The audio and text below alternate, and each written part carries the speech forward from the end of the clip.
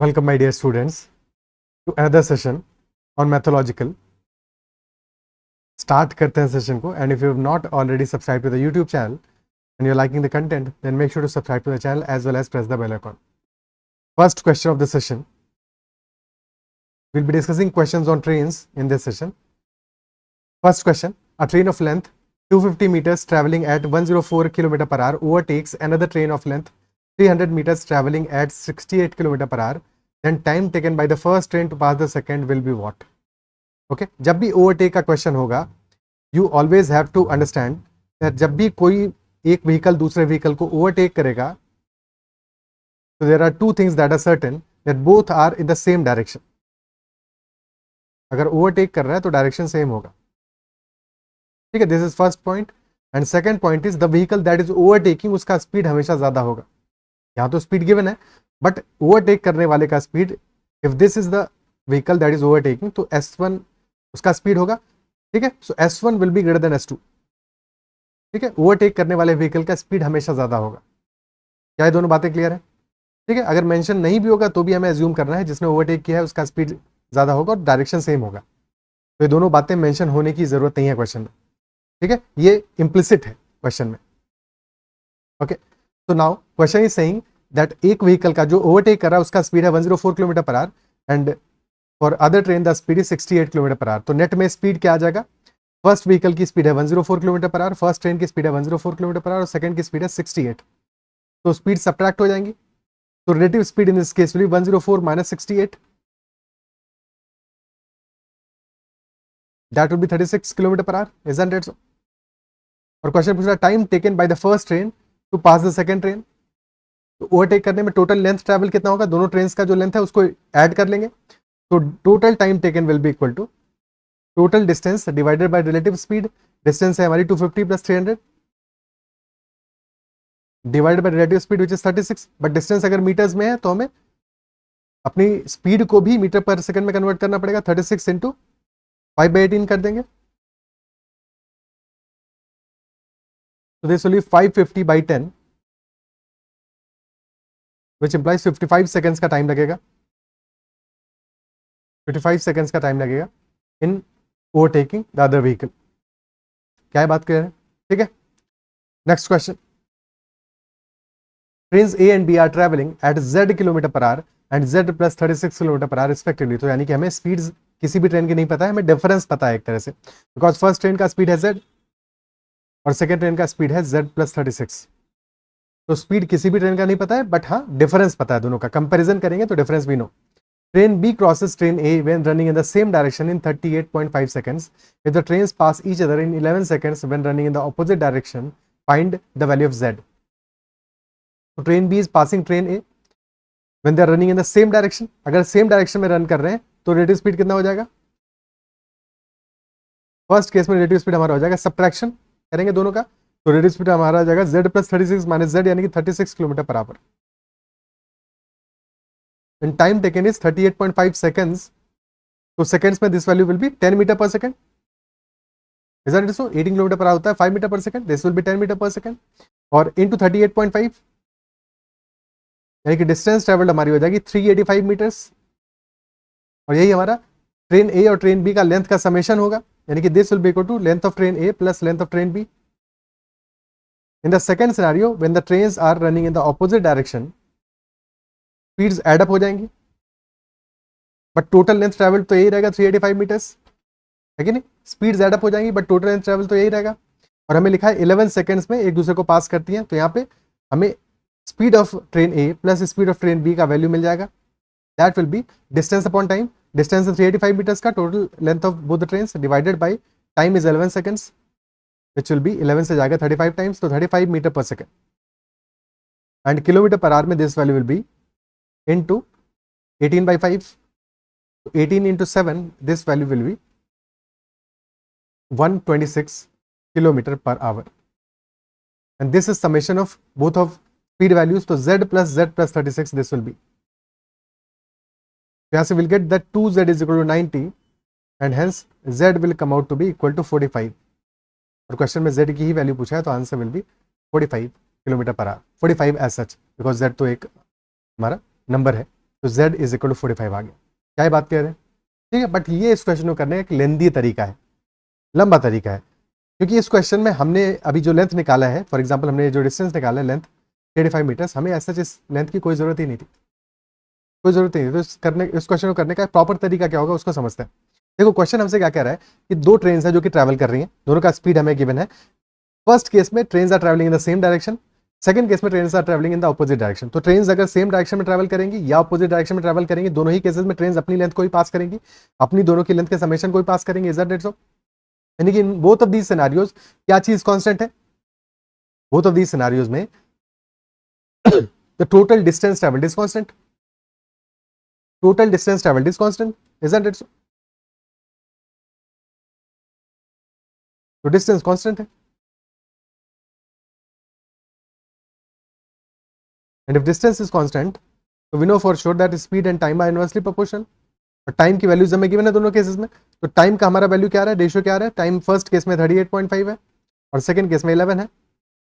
Decimal हटाओगे 110, सो 11 से जाएगा ये 35 टाइम्स और ये जाएगा 10 टाइम्स, 35:10, यानी कि 7:2 का रेशियो आ गया टाइम का। तो स्पीड का रेशियो एग्जैक्टली अपोजिट होगा, स्पीड का रेशियो होगा 2:7 का, 2:7 का रेशियो होगा। ठीक है, और फर्स्ट केस में हमारा स्पीड क्या है, सब्ट्रैक्ट होगा z + 36 - z, यानी कि 2 यूनिट की वैल्यू है 36, तो 1 यूनिट की वैल्यू आ जाएगी 18, 7 यूनिट्स की वैल्यू हो जाएगी हमारी 18 × 7, यानी कि 126, विच इज 2z + 36, और यहां से z हमारा आ जाएगा इक्वल टू 45।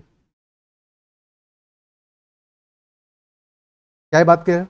ठीक है, तो हमें यहाँ पे एज सच लेंथ निकालने की कोई भी जरूरत नहीं थी, वो तो हमने निकाला है, लंबे तरीके से सॉल्व किया। तो क्या ये बात अप्रिशिएट कर पा रहे हो? हमें हर एक क्वेश्चन में कोशिश ये करना है कि हमें ओकम्स रेजर अप्लाई करना है। बेसिकली हमें ये करना है कि हमें मिनिमम अटेम्प्ट करके मिनिमम टाइम में अपना क्वेश्चन सॉल्व करना है।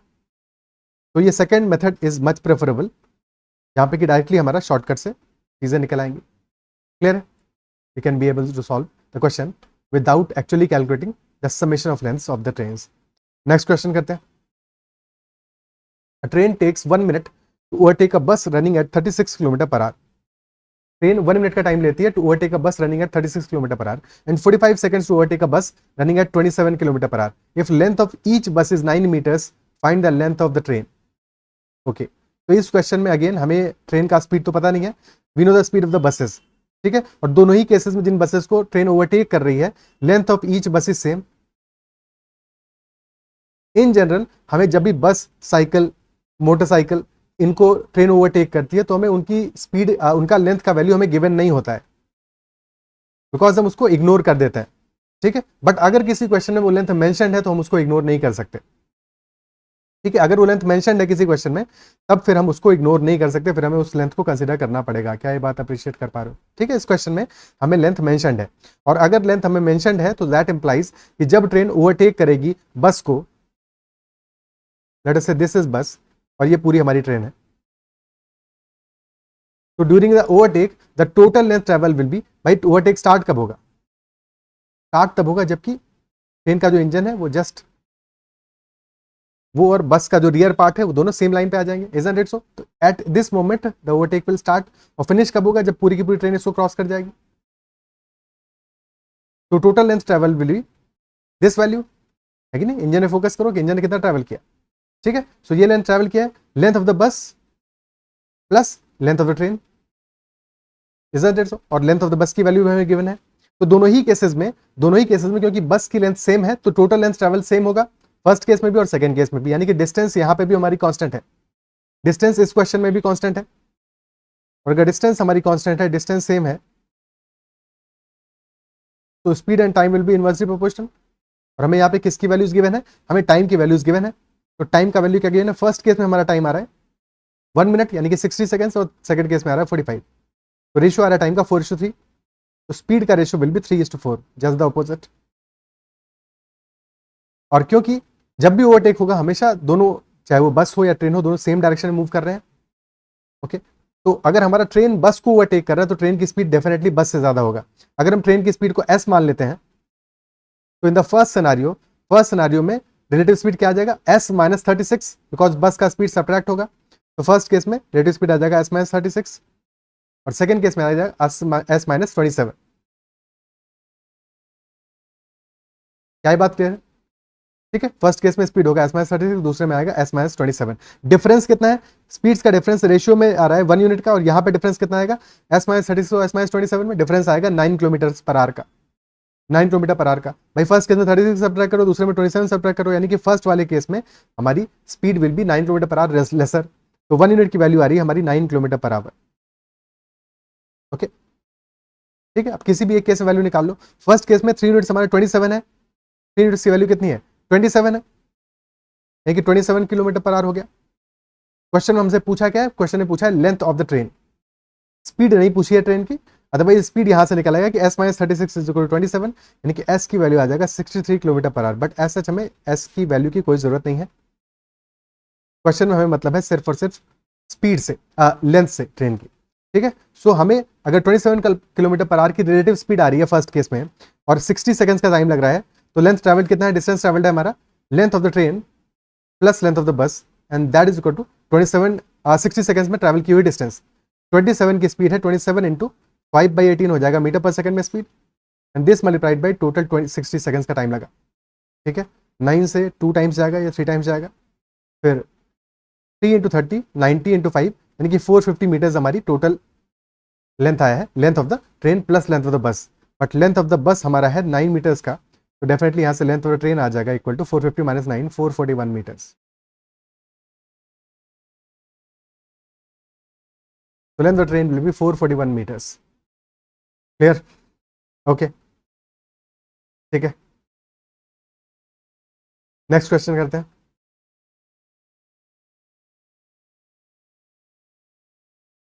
Two trains start at the same time from stations A and B and proceed towards each other with speeds 48 km per hour and 60 km per hour respectively. When they cross each other, it is found that one train has traveled 60 km more than the other. Find the distance between stations A and B. जब दोनों ही train से एक दूसरे को cross करती हैं, at that time one train has traveled 60 km more than the other. Train same time पे स्टार्ट हुई हैं स्टेशन A and B से, तो टाइम में तो कोई डिफरेंस नहीं है। ठीक है, और फर्स्ट ट्रेन का स्पीड है 48 किलोमीटर पर आवर और सेकंड का स्पीड है 60 किलोमीटर पर आवर। तो अगर सेम टाइम पे स्टार्ट हुई है, और जब भी कभी मीटिंग या क्रॉसिंग का क्वेश्चन होगा, तो हमेशा अगर स्टार्ट सेम टाइम पे हुआ है, एंड तो जब क्रॉस किया होगा तब तो सेम टाइम पे क्रॉस किया होगा, इजंट इट सो? तो यानी कि उनका ट्रैवल टाइम सेम है, ट्रैवल टाइम सेम है दोनों केसेस के लिए, दोनों ट्रेन के लिए ट्रैवल टाइम सेम है। और अगर टाइम सेम है तो distance will be proportional to speed, distance travelled by train will be proportional to speed. तो हमारा स्पीड का रेशियो आ रहा है 48:60, विच इज 4:5। तो डिस्टेंस का रेशियो भी आ जाएगा हमारा 4:5 ही आएगा, 4:5 का ही रेशियो आएगा। और यहाँ पे हमें गिवन है कि one train has travelled 60 kilometre more than the other, यानी कि जो डिफरेंस आ रहा है डिस्टेंस में 1 यूनिट का आ रहा है, तो 1 यूनिट हमारा बराबर है 60 किलोमीटर्स के, 1 unit is equal to 60 kilometres. Question पूछा है distance between station A and B, तो फर्स्ट ट्रेन ने ट्रैवल किया होगा 4 यूनिट डिस्टेंस, सेकंड में ट्रेन ने ट्रैवल किया होगा 5 unit distance, total distance travel होगा 4 + 5 यानी कि 9 यूनिट्स, और 1 यूनिट की वैल्यू है 60 किलोमीटर्स, तो 9 इंटू 60 आंसर आ जाएगा 540 किलोमीटर्स, 540 किलोमीटर्स, ऑप्शन सी। अगर क्वेश्चन पूछता कि मीटिंग पॉइंट कितनी डिस्टेंस पे है स्टेशन ए से, तो आंसर होता हमारा 4 यूनिट्स, यानी कि मीटिंग पॉइंट है 4 इंटू 60, 240 किलोमीटर की डिस्टेंस पे फ्रॉम स्टेशन ए। अगर स्टेशन बी से पूछता तो डिस्टेंस है हमारा 5 इंटू 60 यानी कि 300 किलोमीटर का, और टोटल डिस्टेंस तो हमारी यही है 240 + 300 that is 540। Is that part clear? Okay, next question. Ritu was sitting inside train A, which was traveling at 50 km per hour. Another train B, whose length was 3 times the length of A, crossed her in the opposite direction in 15 seconds. If the speed of train A was 58 km per hour, then length of train A in meters क्या होगा? Pause the video and try to solve it. Very easy question, क्योंकि already ऐसा ही question हम कर चुके हैं।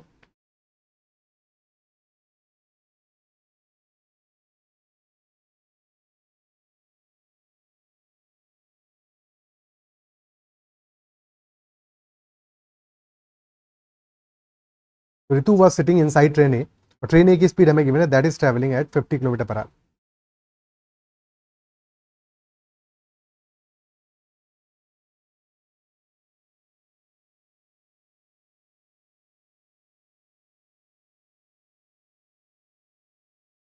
This is train A and Ritu is somewhere कहीं ना कहीं पे तो होगी, ठीक है, ओके।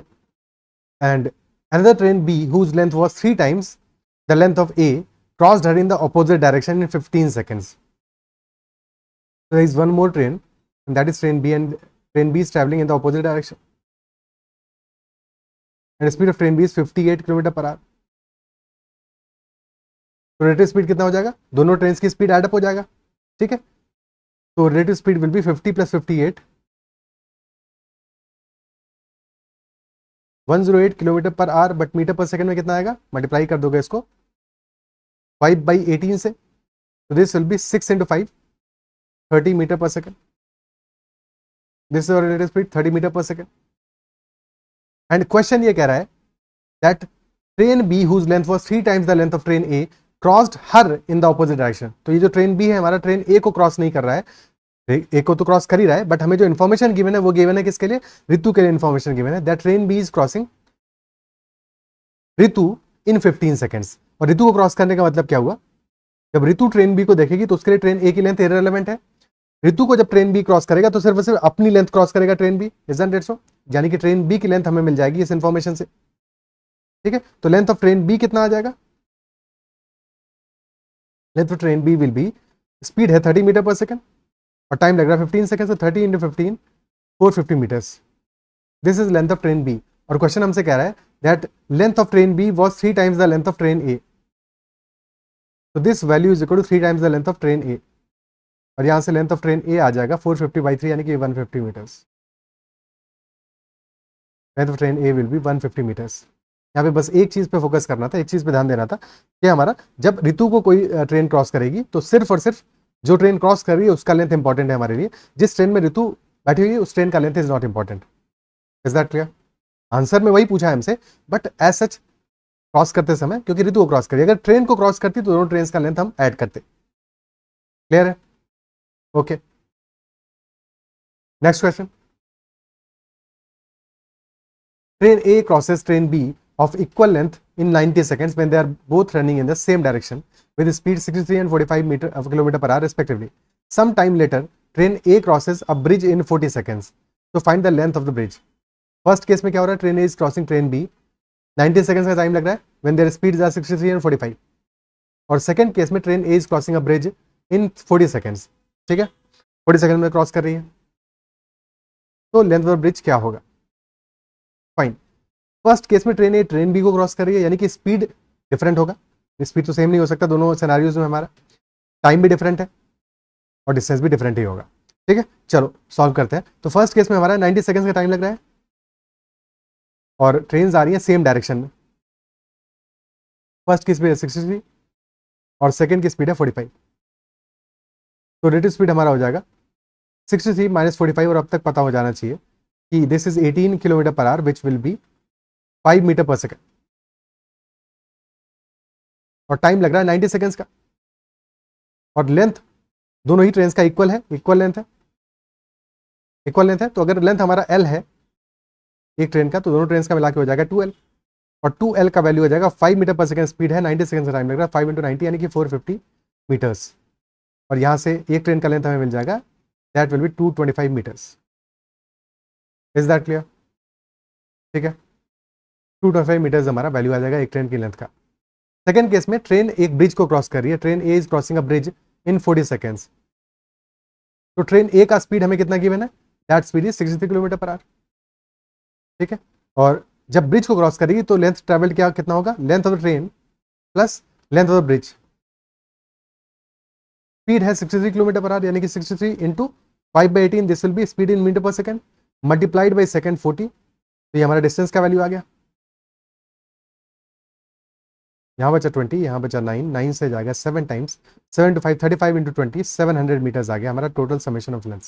तो length of the bridge will be 700 - 225 and this comes out to be 475 meters. So length of the bridge will be 475 meters only. That will be our answer. Clear है? ओके, ठीक है, ब्रिज का length आ जाएगा 475 metres. Next question देखते हैं.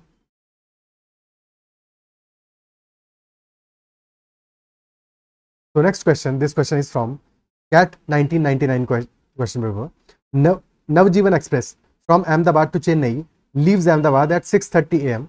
and travels at 50 km per hour towards Baroda, situated 100 kilometers away. At 7 a.m., Howrah Ahmedabad Express leaves Baroda towards Ahmedabad and travels at 40 km per hour. At 7:30, Mr. Shah, the traffic controller at Baroda, realizes that both the trains are running on the same track. How much time does he have to avert a head-on collision between the two trains? तो first train है हमारी Navjivan express, that is starting from Ahmedabad to Chennai, और ये leave करती है अहमदाबाद को at 6:30 AM, और travel speed हमें गिवन है 50 kilometre per hour, and this is living towards Baroda. और बड़ौदा और अहमदाबाद का डिस्टेंस कितना है? Baroda is situated 100 kilometres away.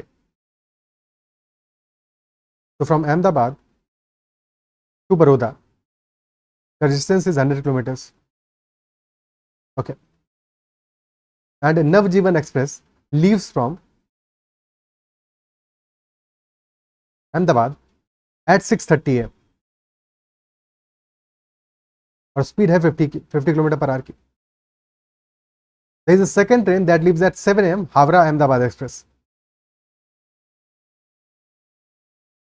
But ये लीव कर रही है 7 AM पे. और जब भी कभी क्रॉसिंग का केस हो, मीटिंग का केस हो, हमेशा हमें क्या फोकस करना है? टाइम सेम रखना चाहिए, स्टार्टिंग टाइम हमको सेम करना है, तो हमारा यही फोकस होना चाहिए. अगर सेकंड ट्रेन 7 AM पे स्टार्ट हो रही है तो सबसे पहले फर्स्ट ट्रेन को अकेले दौड़ा दो, अकेले चला दो फ्रॉम 6:30 AM टू 7 AM. ठीक है, from 6:30 AM to 7 AM Navjeevan express will be travelling alone on that route, isn't it so? तो एट 7 AM ये कहां पहुंचेगी? तो at 7 AM Navjeevan express will be somewhere here. और डिस्टेंस ट्रेवल कितना होगा? हाफ एन आवर के बारे में बात कर रहे हैं, तो डिस्टेंस ट्रेवल होगा 50 की स्पीड से 25. तो this stretch will be 25 kilometre. तो रिमेनिंग स्ट्रेच हमारा बच जाएगा 100 - 25 75 किलोमीटर. भाई 100 टोटल था, रिमेनिंग स्ट्रेच आ जाएगा हमारा 75 किलोमीटर. और अब हमारा नवजीवन एक्सप्रेस ट्रेवल कर रही है 50 की स्पीड से, और now Howrah Ahmedabad express also started and that is travelling at the speed of 40. Okay, तो कब मिलेंगे? कितने टाइम बाद मिलेंगे? रिलेटिव स्पीड, क्योंकि ऑपोजिट डायरेक्शन से आ रहे हैं, रिलेटिव स्पीड आ जाएगी 50 + 40. Distance to be travelled is 75. तो time taken will be 75 by 50 + 40, 75 by 90, which will come out to be 5/6 hours. और मिनट्स में हो जाएगा 5/6 into 60, 50 minutes. So after 50 minutes, the trains will be colliding because they are going on the same track. They are running on the same track.